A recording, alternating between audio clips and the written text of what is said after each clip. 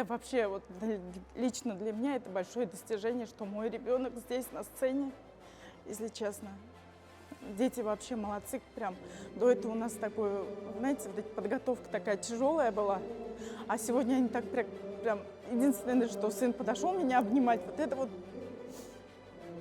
А так мне очень прям Гульжан благодарю за то, что она нам разрешила участвовать, дала возможность нам участвовать таким детям.